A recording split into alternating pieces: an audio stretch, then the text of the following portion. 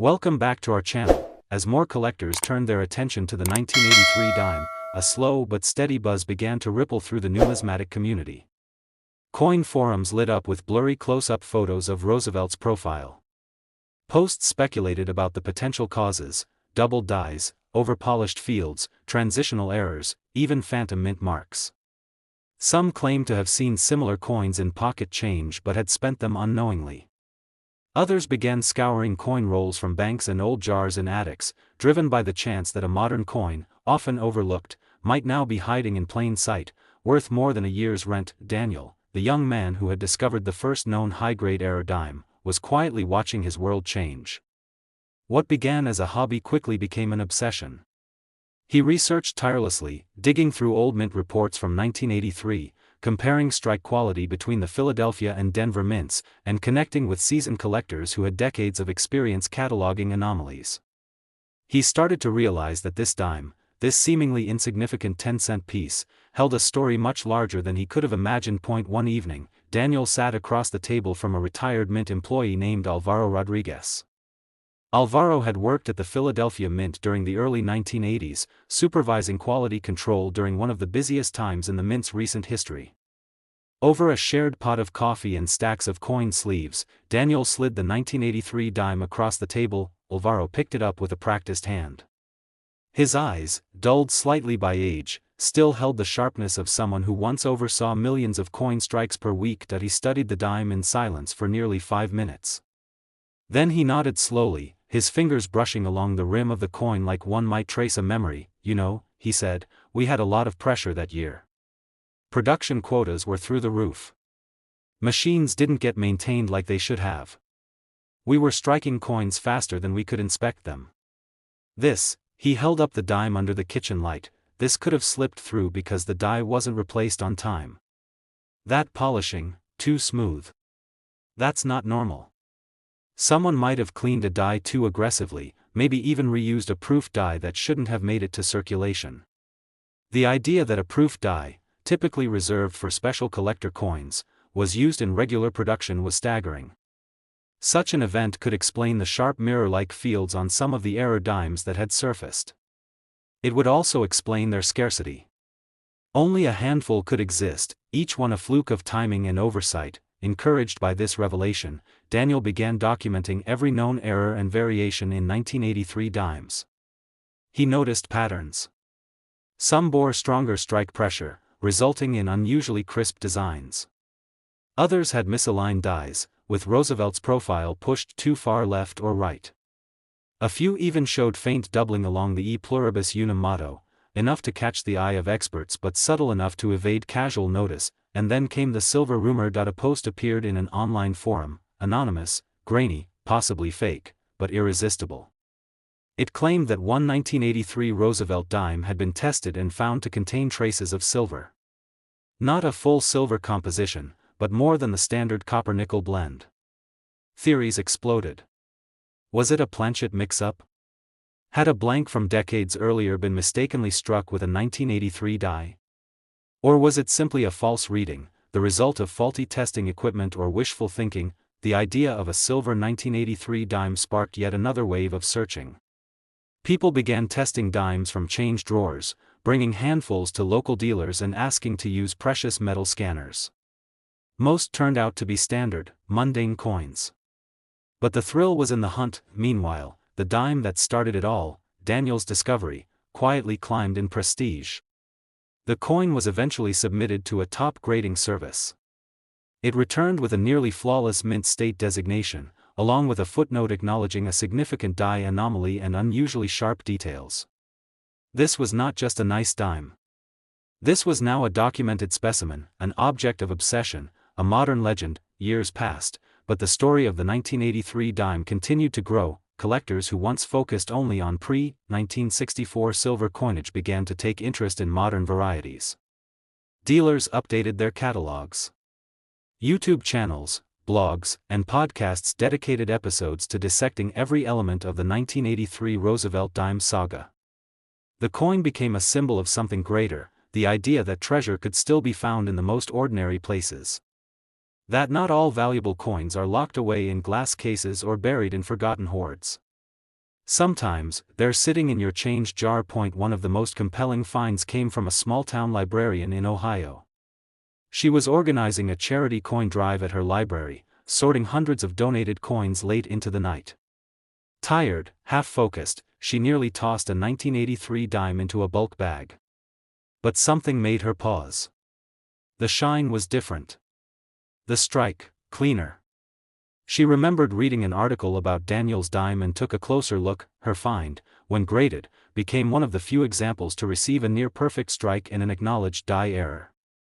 She donated part of the coin's eventual sale proceeds to the library's children's reading program, a poetic full circle that tied history, generosity, and curiosity together in a single dime. The story of the 1983 Roosevelt dime is not just about minting errors or collectors' markets.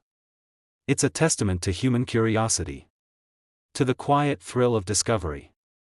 To the joy of looking a little closer, asking a few more questions, and finding magic where others see the mundane. Even today, new varieties continue to surface.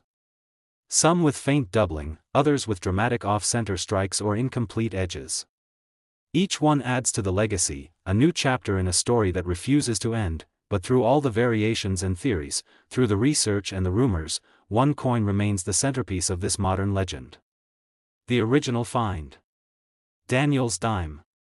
The near-perfect specimen that launched 1,000 hunts and redefined what a Roosevelt dime could be worth in the eyes of history. And what is that worth, you ask? Not 10 cents, not $1, not even 1,000. That humble 1983 Roosevelt dime, born in a blur of metal and fire, passed hand to hand unnoticed for decades, now rests in a private collection, and is valued at an astonishing $126,000. All from a coin most people would never give a second glance. It was the summer of 1990.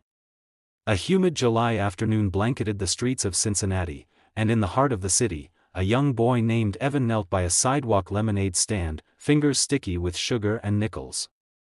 He was 9 years old, sporting a ball cap 2 sizes too big and a shoelace for a belt. He counted the coins he had earned that day, quarters, nickels, a Canadian penny or two, and at the very bottom of the jar, he spotted a single dime. Thin. Shiny. Ordinary. Or so it seemed. He dropped it into his pocket without a second thought. It would take 30 years and a whole lot of luck for that dime to find its way back into the light, to be truly seen. But when it finally was, its value would shake the world of coin collecting like thunder rolling across a clear summer sky. Back in 1990, there was nothing special about a Roosevelt dime. Not to the average eye.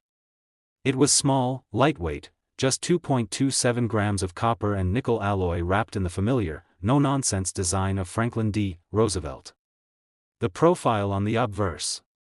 The torch, olive branch, and oak branch on the reverse. Unchanged since 1946. Billions had been minted by then. Billions more would come. But something was different about a tiny handful of dimes struck that year. Something went wrong, or right, depending on how you looked at it. And the mystery would begin in the most unlikely of places, the backroom of a thrift store in southern Illinois. Ms. Geraldine Foster had been working at the St. Agnes charity shop for 17 years. She had seen all sorts of donations come through the doors, books with pages missing, clothes that hadn't been stylish since the Nixon era, forgotten toys and knickknacks from lives moved on.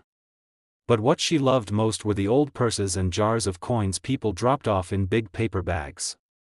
She always said the coins told a story, each nickel, a handshake, each quarter, a choice someone had made. That day, as she sorted through a dusty mason jar of coins, something caught her eye. A dime, dated 1990. She couldn't say exactly why it stood out, it just looked off. Maybe it was the way it gleamed under the fluorescent lights, or the unusually deep shadows around Roosevelt's nose and chin. She almost tossed it into the donation box. But instead, she slipped it into her pocket and brought it home. That coin would sit in her kitchen drawer for months, nestled beside paper clips, safety pins, and spare keys to locks long forgotten. And then, during a Sunday visit from her grandson Marcus, it would change everything. Marcus had recently gotten into coin collecting, thanks to a school project. He liked the thrill of finding errors, the ones that didn't belong. While searching through Geraldine's drawer for something to use as a marker in a board game, he spotted the dime. Something about the way the light bounced off its surface made him pause. "Grandma," he said, holding it up, "can I have this one?" She nodded, and just like that, the coin's second journey began. Marcus took it to school the next week. His teacher, Mr. Caldwell, was a long-time numismatist in his own right. He'd once found a double-die penny in his youth and had been hooked ever since. When Marcus showed him the dime, Caldwell's brow furrowed. He reached for a jeweler's loupe and leaned in. The strike was unusually strong for a coin from 1990. The relief on Roosevelt's profile was almost exaggerated. The field surrounding the portrait gleamed like glass, with hardly a scratch to speak of. And there was something else. Around the word "liberty," a doubling effect, not overt, but distinct enough for the trained eye. "Where did you get this?" Caldwell asked, his voice calm, but his hands suddenly steady as stone. Marcus explained, and by the end of the school day, Caldwell had made a few calls. The dime was submitted to a grading service, and the results were startling. Not only was it struck from a potentially misaligned die, but it also displayed characteristics of a proof strike, despite being minted for circulation, and so began the tale of the 1990 dime anomaly. Over the months that followed, collectors around the country began re-examining their 1990 dimes. Coin roll hunters, estate sale browsers, and casual hobbyists turned their attention to what had once been one of the most ignored denominations in modern coinage. Some discovered similar coins, most did not. But the rarity only added fuel to the fire. There were theories, so many theories. Some believed a leftover proof die from San Francisco had somehow been sent to Philadelphia or Denver. Others argued that the mint had experimented briefly with polishing dies for circulation coins, only to abandon the idea after a short test run. A few suggested a planchet mix-up, where a special coin blank was used accidentally on the regular press lines. No one could agree. No official records existed. If something unusual had happened at the mint, no one was talking. The only thing everyone agreed on was this: the dime was real.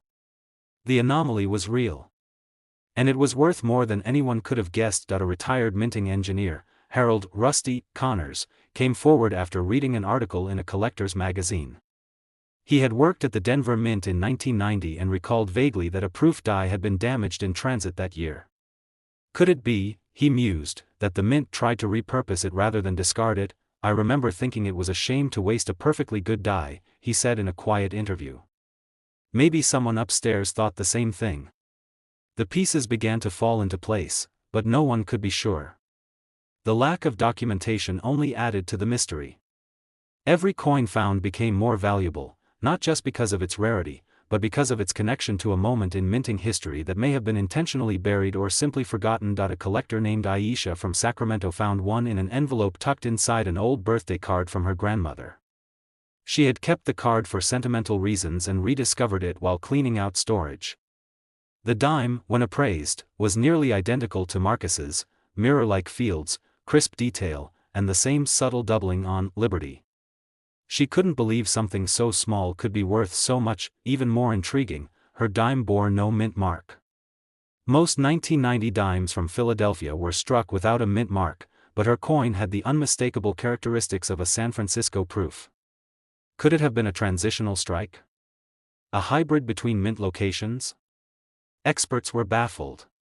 Some suggested it was a mule, a coin struck with mismatched dies. Others were convinced it was just one of the rarest proof strike errors ever found in general circulation. Regardless of the theory, each new example sent ripples through the community. Collectors began to whisper that these dimes weren't just rare, they were messages from the past. A hint at something the mint tried once and never again. A mistake, perhaps, or a secret experiment. And the hunt intensified. Online groups formed dedicated solely to the 1990 dime. Videos emerged of people digging through change jars, hoping to find their miracle. A few coins surfaced. Fewer still were in pristine condition, and one, just one, was perfect. The original coin, Marcus's, eventually came up for private evaluation years later. The grading agency awarded it the highest possible mark for a circulation strike with anomalies. The documentation included terms like deep mirror finish, die doubling, proof-like fields, and exceptional preservation. It was placed in an archival slab and quietly passed through a few private hands, each time with reverence, each time with a higher offer. No fanfare. No headlines. Just quiet conversations behind velvet ropes and glass counters, and now, that once overlooked 1990 Roosevelt dime, rescued from a thrift shop drawer and brought to life by the curiosity of a school project, holds its place in numismatic history. It rests today in a private collection, insured, protected, and valued by experts who understand what it truly represents, not a fluke. Not a rumor. A modern treasure. A symbol of how even in the most unremarkable moments, something remarkable can emerge. And that dime, that tiny piece of metal once used to buy lemonade on a Cincinnati summer afternoon, it's now worth $118,000. The year was 2004. In the quiet town of Boseman, Montana, tucked between pine-covered hills and sky-wide fields, a soft spring breeze carried the scent of fresh earth and possibility. Farmers prepped their land. Kids rode their bikes without helmets. And in a small corner shop near Main Street, an unassuming pocketful of change would start a story that would one day rewrite numismatic history. Inside the store, Sylvia Porter, a retired librarian with eyes like sharpened glass, made her usual stop. She bought 2 stamps, a pack of gum, and handed the cashier exact change, almost. The cashier, a teenager named Ben, politely offered a dime as part of the return. She reached for it, and paused. At first, she couldn't say why. Maybe it was the way it reflected the overhead light, too brilliant for a coin that should have seen its share of pockets and parking meters. Or maybe it was the smoothness beneath her fingertips. Sylvia, a woman with an instinct for stories, knew when something didn't quite fit. She turned the dime over in her palm. 2004, it read. Franklin D. Roosevelt's profile looked unchanged. The reverse still bore the familiar torch, oak, and olive branches. Everything about it screamed ordinary, and yet, it didn't feel ordinary at all. She tucked it into her purse instead of her change pouch. That small decision would change everything. Later that evening, with a magnifying glass perched over one eye, Sylvia examined the coin under the amber glow of her desk lamp. It gleamed back at her, unusual luster, razor-sharp strike, and edges that seemed cleaner than they should have been. The words, "Liberty" and "In God We Trust," appeared almost raised above the field. Most telling of all, the fields were mirror-like, nearly proof in appearance, except it wasn't a proof coin. It had no S mint mark. Just a standard P from Philadelphia, but there was nothing standard about it. The next day, she walked into the county library, not as a librarian, but as a woman on a mission. She pored through coin reference books and mint reports, page after page, looking for any record of a 2004 Philadelphia dime struck in proof-like condition. There was none. She posted photos on a numismatic forum under the username Montana Minty. Responses came quickly, blurry screenshots, low-res comparisons, armchair theories, but one message stood out. It was from a user named StrikePoint, whose bio simply read, *former mint tech, collector of the rare. He wrote, "That's no regular dime. That's a monster. You may have a die polish error, or a circulation strike from a proof die. These are ghosts. If you have one, you might just be holding lightning." Sylvia's hands trembled slightly as she reread the message. Over the next few weeks, she became obsessed. She bought coin rolls from banks, examined dozens, hundreds, of dimes. She never found another like it. But the more she looked, the more she learned. That year, the Philadelphia Mint had ramped up production significantly. Machines ran longer. Some dies weren't properly decommissioned. And occasionally, in those long production nights, a proof die may have found its way onto a circulation press line. That's when it hit her. She might have one of the few surviving 2004 Roosevelt dimes struck with a retired proof die, repurposed in error, and released into the wild. Word got around. Coin collectors from as far as Michigan and Utah reached out. One offered to trade $3 Morgan for the coin. Another suggested auctioning it, but Sylvia wasn't ready. Not yet. She wanted answers. That's when she reached out to a coin lab in New York, a private group that specialized in non-standard errors. She shipped the coin, wrapped tightly in layers of velvet and cardboard, half afraid it might get lost or swapped. But it didn't. It arrived safely, and within 2 weeks, the verdict came back: the lab confirmed it, a circulation strike from Philadelphia, but with strong indicators of a proof die origin. No official record of such dies being used for circulation that year existed, but the evidence was undeniable, and just like that, the legend began. Soon, others began checking their own 2004 dimes. In Colorado, a gas station clerk named Neil found one in a tip jar, only to lose it to a vending machine before he realized its importance. In Alabama, a high school teacher named Lisa spotted a possible match in a drawer of confiscated student change. But none came close to Sylvia's, none had the same pristine field, same crispness, same underlying mystery. The Roosevelt dime, by then nearly 60 years old, had suddenly become the center of attention again. Not for a redesign. Not for a silver anniversary. But for a mistake, an invisible spark in a year no one was watching. Collectors dubbed it the mirror dime. And it wasn't just rare. It was singular. Sylvia, always a librarian at heart, documented everything.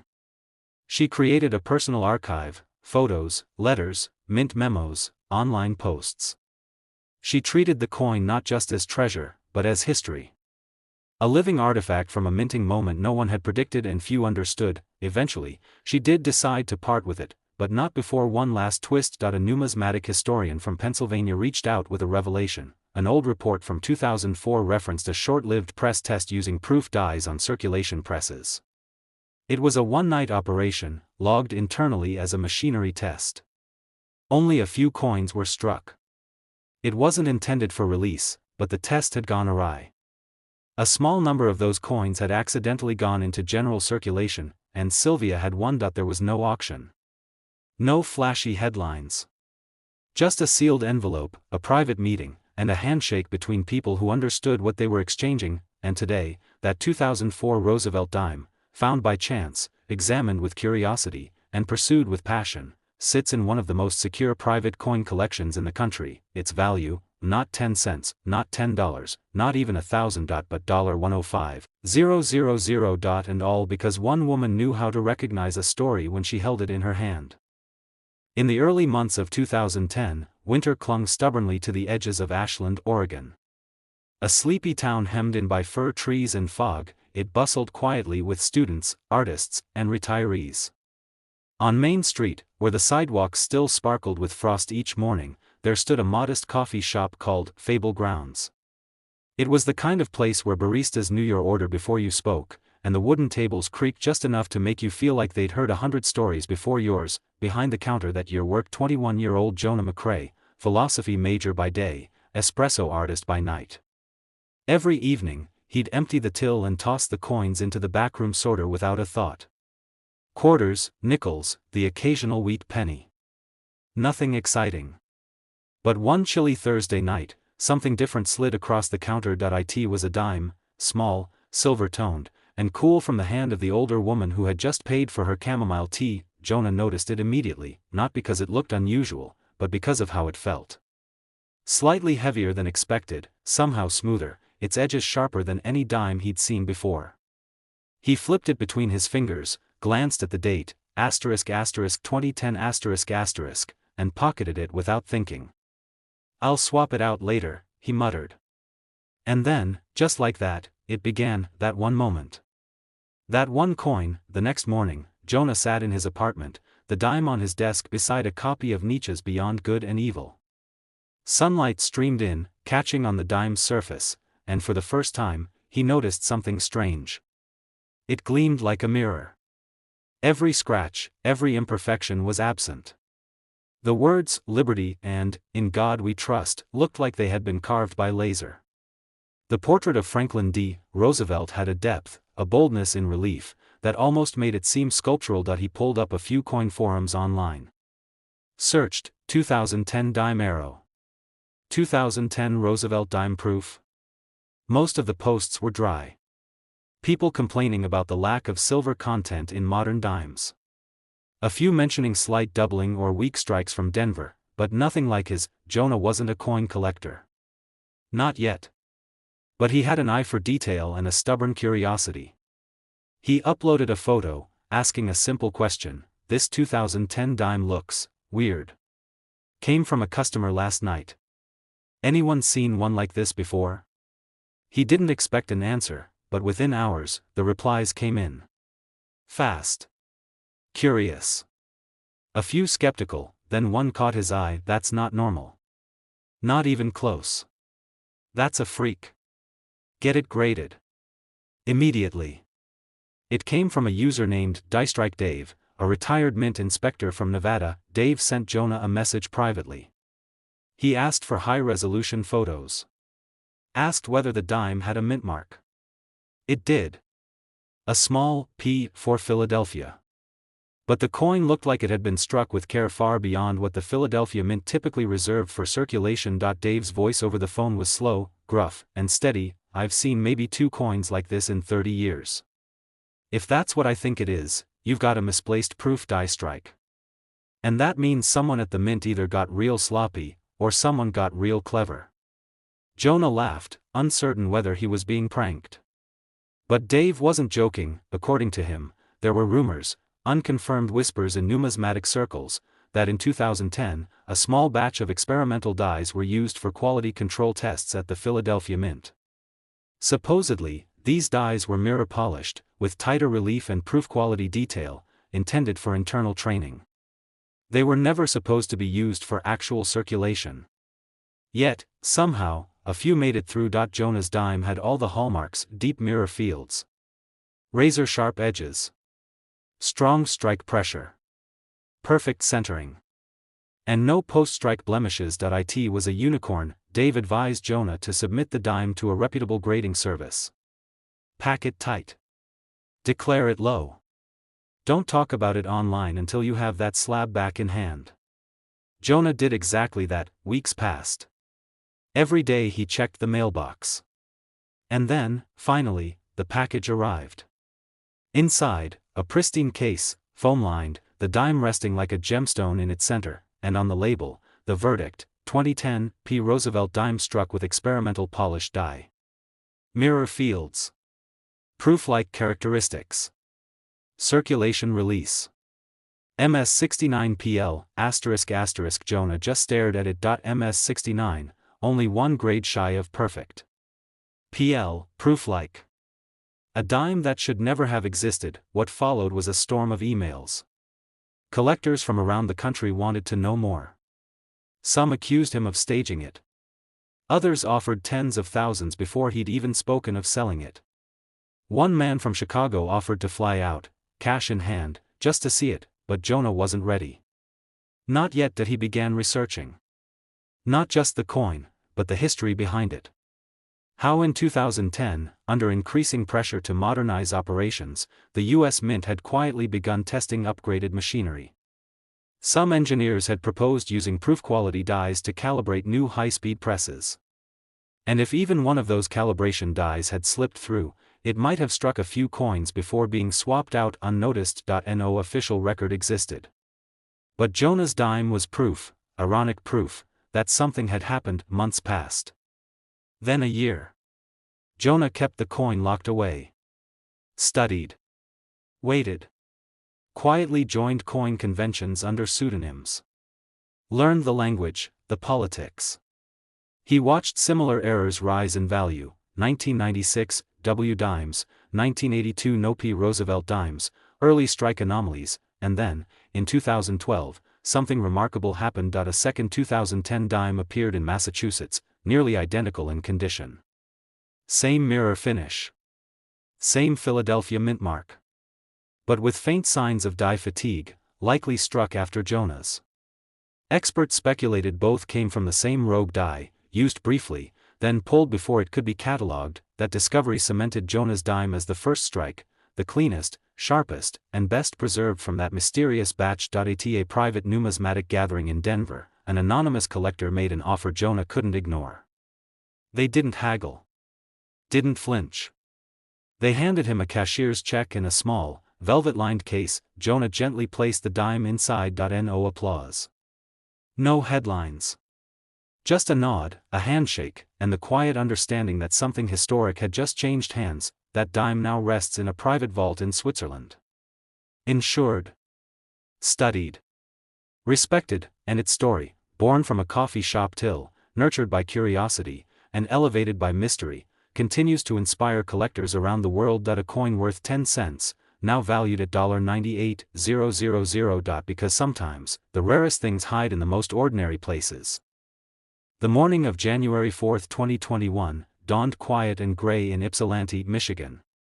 The snow had fallen the night before, soft and persistent, wrapping everything in a hush that only winter could conjure. School buses crept slowly down salted roads. Coffee brewed in corner diners.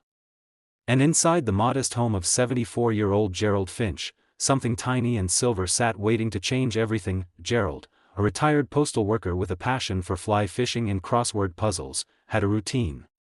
Every Monday, like clockwork, he walked to the bank, exchanged a $20 bill for coin rolls, and sorted through them at his kitchen table with a magnifying glass and a steaming mug of Earl Grey. He wasn't looking for anything special, just wheat cents, the occasional silver coin, and more often than not, something to keep his mind sharp.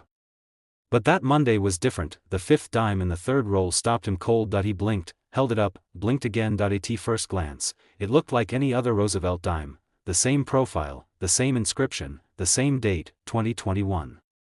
A small P mint mark just beneath the year marked it as Philadelphia made. But Gerald had seen a lot of coins in his life. And this one didn't sit right. It gleamed in a way that circulation coins simply didn't. The fields, those flat areas around the design, were flawless. Not a scratch. Not a blemish. The surface was reflective, mirror-like, catching the warm light above his table like polished glass. The devices, the raised parts, like Roosevelt's face and the text, stood out with striking clarity. Almost like a cameo against dark crystal. He turned it over. The reverse was the same. Torch. Olive branch. Oak branch. All impossibly crisp. Gerald knew coins. Not professionally.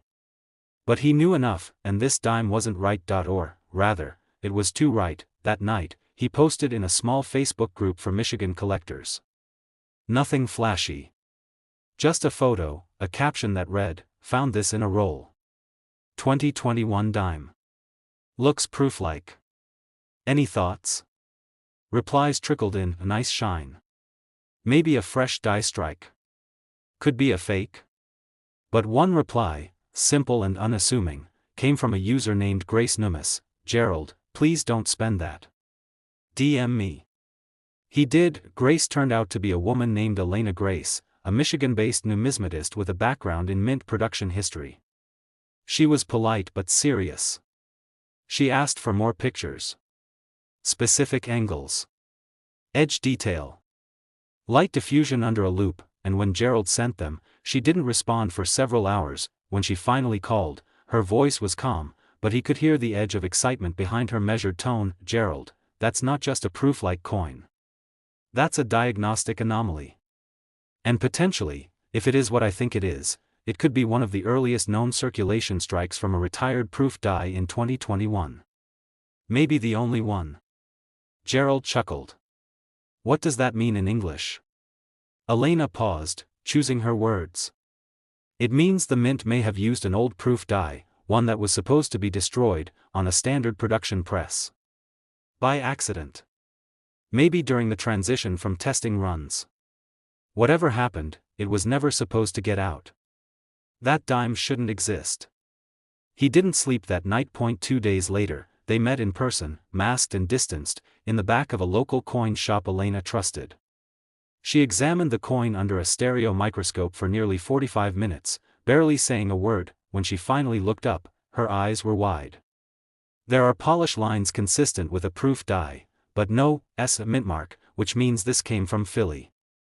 It has full torch bands, immaculate fields, and zero flow lines. It was struck early, first few hits from the die, I'd bet anything." She made him an offer that he declined, not out of greed, but out of sheer curiosity. Gerald wasn't looking to sell. He wanted to understand. So together, they dug into the records. In early 2021, the Philadelphia Mint had undergone a flurry of updates. Increased coin production. Faster turnaround. And, as they discovered through a leaked memo on a niche collectors forum, a temporary halt in new die delivery due to transportation delays during a snowstorm. It was small. A footnote. But it was enough. One sentence read, for urgent fulfillment of Eastern State circulation quota, alternate dies utilized temporarily during January 2 to January 6. Awaiting confirmation of replacements. Gerald's dime had been found on January 4. The timeline fit. Over the next 6 months, no other coin like it surfaced. Not in Michigan. Not nationwide. Searches in collector forums and social groups turned up nothing. Gerald's coin stood alone. By late summer, rumors began circulating in the coin world about the Ypsilanti ghost dime, a term coined by a popular YouTuber who recreated the story using only public clues, but the real coin remained locked away, quietly verified and slabbed by a grading service with the label, 2021, P. Roosevelt dime. Experimental proof die/first strike/MS69PL. When the label hit the collector circuit, emails poured in. One came from a Japanese investor with holdings in rare U.S. currency. Another from a private gallery in Boston. But Gerald, ever the quiet postman, refused to rush. He wanted the story preserved. Elena helped him document the coin's journey, from that frosty morning in January to the moment it was handed over, quietly, to a private numismatic foundation on the East Coast. No bidding war. No headlines. Just a dignified transaction, and a notarized agreement that it would remain accessible to future scholars and coin researchers. Gerald kept only one photo of the dime. Framed. Hung beside his fishing rods. When asked about it years later, he simply smiled and said, "I spent 30 years delivering mail. Never thought the rarest delivery I'd ever handle would come from a coin roll." And that 2021 Roosevelt dime, brilliant, mysterious, unmatched, was officially appraised and insured. Its final value, not 10 cents. Not $10, but $87,000. Because sometimes, even in the most ordinary of winters, a ghost can glitter its way into your hands, and leave a legacy that lasts far longer than change.